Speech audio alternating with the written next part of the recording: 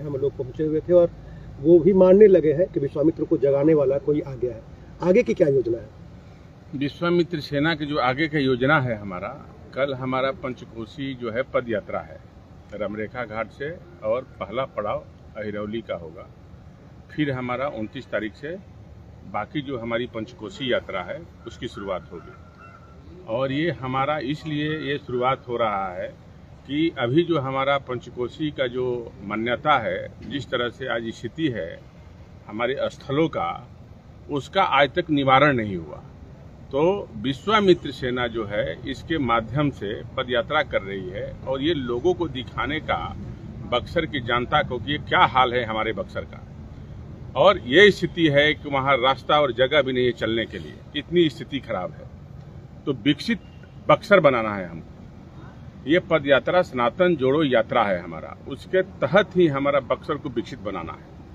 और जितना हमारा आध्यात्मिक जगह है, जो पौराणिक जगह है बक्सर का, उसको लेके हमारा ये यात्रा है। और ये काफ़ी समय तक यात्रा चलेगा ये हमारा पूरा बक्सर जिला में, और लोगों तक जाएंगे और बक्सर का अपना धार्मिक सांस्कृतिक इतिहास को बताएंगे कि हमारा बक्सर का विरासत क्या है। जहाँ भगवान राम का कर्म भूमि, माता अहिल्या का उद्धार हुआ, जहाँ चैमन ऋषि जो है च्यवनप्राश बनाए, जहाँ वामन अवतार हुआ, जहाँ रक्षाबंधन की शुरुआत हुआ, वो धरती बक्सर है। जहाँ वेद का निर्माण हुआ वो बक्सर है। तो उस बक्सर की लड़ाई के लिए विश्वामित्र सेना संकल्पित है और विश्वामित्र सेना इसकी लड़ाई लड़ रही है। और इसके साथ साथ बक्सर को विकसित बनाने के साथ साथ बक्सर के सारे युवाओं को रोजगार भी प्रदान करना है हमको, इसी के माध्यम से करेंगे। और ये यात्रा हमारे लिए और बक्सर वासी के लिए ये बहुत बड़ी है। और हम अपने बक्सर वासियों के लिए निवेदन करते हैं, आग्रह करते हैं और हाथ जोड़ के विनती भी करते हैं कि कल का जो है हमारा पद यात्रा है, भारी से भारी संख्या में आए और सनातन जोड़ो यात्रा में और इसको सफल बनाए। ये हमारा आग्रह है बक्सर की जनता से हाथ जोड़ के। क्या लगता है कि बक्सर के जो भी प्रतिनिधि रहे हैं, क्या उन्होंने कभी बक्सर के विकास के प्रति कोई विचार नहीं रखा, कुछ सोच नहीं रखी? बक्सर की जनता ये बात को अब समझ गई है। और जितने जनप्रतिनिधि हैं जो बक्सर को लूटा, या विधानसभा में विधायक हो या एमपी हो, किसी ने बक्सर की तरफ ध्यान नहीं दिया। आज बक्सर का स्थिति यह है कि बक्सर के जितने गांव हैं आज भी सड़क से नहीं जुड़ा हुआ है और स्थिति इतनी खराब है बक्सर का, कहने लायक नहीं है। इसीलिए नहीं हम कहते हैं कि बक्सर जो है बिहार का सबसे पिछड़ा हुआ जिला है, इसलिए नहीं कहते हैं, जबकि बक्सर एक ऐसा शहर है कि सनातन संस्कृति का सबसे धरोहर है भारत का। और इतना बड़ा, इस तरह से काशी का आज हम लोग नाम लेते हैं, उस तरह से यदि थोड़ा सा भी ये जनप्रतिनिधि उत्सुक होते तो आज बक्सर का नाम पूरा हिंदुस्तान में होता। आज हमारे युवा बक्सर का शान से कहीं जाते तो कहते कि हम बक्सर के रहने वाले, जैसे लोग काशी और वृंदावन और आज अयोध्या को कह रहे हैं। आज ये हमारा बक्सर होता, यहाँ भी तमाम इंडस्ट्री लगती, यहाँ का रोजगार होता, यहाँ शिक्षा का बढ़िया यूनिवर्सिटी बनता, अच्छा स्वास्थ्य जो सुविधा नहीं है बक्सर में, एक बढ़िया हॉस्पिटल नहीं है। किसी का कोई तबीयत खराब हो जाए तो लोग पटना लेके जाना पड़ता है, नहीं तो बनारस लेके जाना, तो बक्सर में कोई अच्छा इलाज नहीं होता है। तो कहने का मेरा मतलब कि बक्सर कहीं से विकसित नहीं है। तो इससे हम संकल्पित है विश्वामित्र सेना, बक्सर की लड़ाई और हर जनमानस की लड़ाई है, हर व्यक्ति के लिए है। कल जो बक्सर के महान संत हैं जीयर स्वामी जी, उन्होंने भी कहा है कि गंगा कॉरिडोर बक्सर में बनना चाहिए, क्योंकि बक्सर पौराणिक स्थल। भाई हमारे संत महात्मा तो कहते रहते हैं, लेकिन उन लोगों की बात कौन सुनता है? कौन सुनता है भाई? जनप्रतिनिधि न सुनेगा। जो चुनाव जीतता है यहाँ से लोगों के वोटों पे, वही न जाके बक्सर की बात जो है या तो विधानसभा पटना में करेगा और लोकसभा दिल्ली में करेगा। संत महात्मा को पीड़ा काहे नहीं है? वो बक्सर के इतिहास को जानते हैं कि बक्सर का इतिहास क्या है। लेकिन संसद भवन में और विधानसभा में उठाने वाला कौन है? जनप्रतिनिधि है। लेकिन कोनो उठाता है? कोनो नहीं उठाता है। इसलिए नहीं उठाता है कि वो लोग को अपने खाने के चक्कर में रहते हैं, दिन भर दलाली करने के चक्कर में लगते हैं। 40% उन लोगों को ठेकेदारी में हिस्सा चाहिए, वो कहां से करेगा?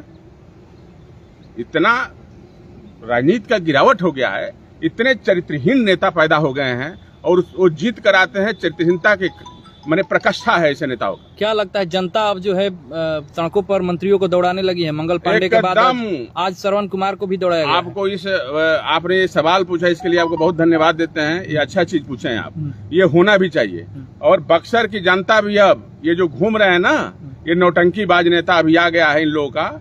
अभी नया जो है अपना एक बाजार बन गया है चुनाव का माहौल बन गया है ना, तो एक तरह से इन लोगों का बाजार बन गया है। अब अपने आप को बेचने के लिए जनता की तरफ घड़ियाली आंसू बहा के कोई रोजगार की बात कर रहा है, कोई कुछ की बात कर रहा है। तो मेरा यही कहना है कि बक्सर की जनता भी यही हाल करने वाली है और बक्सर की जनता करना चाहिए। बक्सर की जनता को किसी हद तक जो है डरने की जरूरत नहीं है ऐसे नेताओं का। जनता को आप उस्का रहे हैं, मंत्रियों को दौड़ाने के लिए बक्सर की जनता को उस्का रहे हैं। हम नहीं उस्का रहे हैं, ये गति होनी चाहिए। अरे बक्सर के विकास कहाँ हुआ?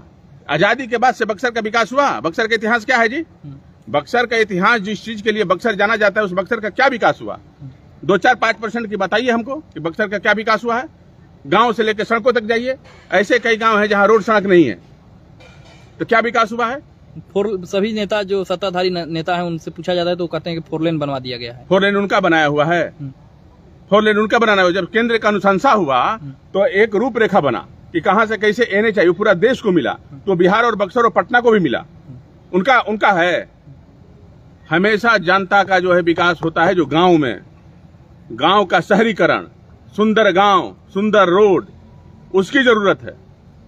ये लोग जो है केवल नौटंकी करते हैं और बक्सर को लूटने का काम किए हैं। इसलिए विश्वामित्र सेना जो है अपना कमर कस चुकी है और जनता के बीच जा रही है। और सारे जनता से आग्रह है, बक्सर की जनता से, ऐसे नेताओं को दुरुस्त करें। कई सारे ऐसे नेता हैं जो 5 साल नहीं दिखाई देते हैं और दिल्ली और बॉम्बे में बैठे रहते हैं और उनका पोस्टर बैनर जो है शहरों में क्या बात करते हैं, उनकी क्या चर्चा करना है यार, उससे बेकार की बात है। हर मतलब बाहर वो सब वो क्या है, वो सबको एक जो जनता बक्सर के लिए काम करे, जो समाज के लिए काम करे, जो ये ना सोचे कि हमको जो है चुनाव लड़ने के लिए हम काम कर रहे हैं, ऐसा काम करने वाले नेता बक्सर को अब नहीं चाहिए। बक्सर का नेता वो चाहिए जो बक्सर को लगातार विकास और सामाजिक क्षेत्र में काम करने के लिए उत्सुक हो। कभी पद के लिए, कभी टिकट के लिए देवदारी। अब देखना 25 के बाद कितना नेता बक्सर में दिखाई देंगे, आप देख लेना। आप लोग 25 तारीख के बाद कितने नेता दिखाई देंगे और कितने समाजसेवी दिखाई देंगे, उसके बाद आप लोग जाना और देखना कि कितने समाजसेवी जो है जो आज की डेट में पोस्टर लगा रहे हैं बक्सर के लिए, कितने लोग दिखाई देते हैं। बरसाती मेढक है। हाँ, बरसाती मेढक है, बरसाती मेढक हम तो कहेंगे ना भाई। नेता वही है, सामाजिक उत्थान की बात हमेशा उसके अंदर दिन रात जगना चाहिए, दिन रात उसके अंदर होना चाहिए। उसके प्रति, हर समाज के व्यक्ति के प्रति प्रेम और दया होना चाहिए कि हमको कुछ करना है। कल का जो कार्यक्रम होने वाला है वो ऐतिहासिक होने वाला है। अब तो प्रभु की कृपा, भगवान राम की कृपा, विश्वामित्र जी का आशीर्वाद, तो उनके नाम से हम चल रहे हैं। बाकी तो कृपा उनका है। इसकी शुरुआत कहाँ से होगी? ये रमरेखा घाट से होगी। कितने बजे? ये हम लोग 11 बजे से शुरुआत करेंगे इसका पद यात्रा और 4 बजे तक अहिरौली हम लोग इसका समापन करेंगे। क्या रोड मैप रहेगा उसका? जितने हमारे पंचकोशी यात्रा है उसी करेंगे हम लोग। ये क्या 5 जगह पंचकोशी परिक्रमा की तरह हो गया ये? हाँ, और एक और सबसे बड़ा मुद्दा है, इस 5 पंचकोशी परिक्रमा करेंगे, उसके बाद सबसे बड़ा एक और मांग करते हैं कि भाई हमारा पंचकोशी जो लगता है ये भगवान राम और विश्वामित्र जी के इसमें लगता है। जो हम लोग भगवान राम जहाँ जहाँ गए हैं वहाँ का जो है ये पंचकोशी है। लेकिन आज तक जो लिट्टी चोखा खाने वाले लोग जो बाहर से आते हैं देश दुनिया से, उनको रहने का, उनको खाने का, उनको इनका कोई सुविधा नहीं होता, कोई जगह नहीं बनाया होगा। क्या पर्यटन का कोई दिखने आएगा जी यहाँ पे?